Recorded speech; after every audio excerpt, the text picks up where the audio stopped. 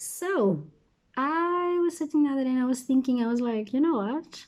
Nature is like so beautiful. Like nature is amazing, right? And as Christians, we believe that God created this universe and therefore he created the nature and all the things and creatures that are in it.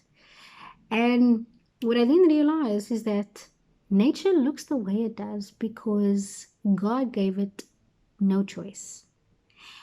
And it was interesting to think in that way or have that point brought up because I was like, wow, what would we look like if,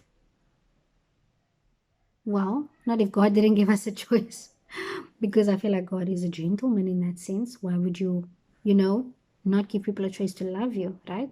But anyway, um, so I thought about it in a way where I was like, wow, what if we actually followed God's will for our life? How would we not look? How majestic, how like beautiful, quote unquote beautiful would we look if God, if we followed God's will for our lives?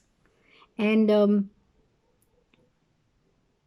think about it also, nature always overcomes disaster, in like, I don't know, when there's an earthquake, when there's um, a volcanic eruption, when there's all sorts of natural disasters that happen, nature overcomes. You'll see random sprouts, you'll see random plants growing.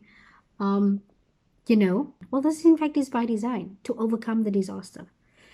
And so I feel like doing God's will for our lives would thereby also allow us to have a greater probability of overcoming disaster in our lives and negative things and horrible things in our lives and overcome hurdles as well in our lives because that's what nature does. And like I said, God hasn't given it a choice, and God has given us a choice because He loves us. Not that He doesn't love nature, but He loves us, and so He wants us to flourish, right? So I feel like, guys, let's just do God's will. As easy as it might sound, it's not, but let's try to do God's will for our life.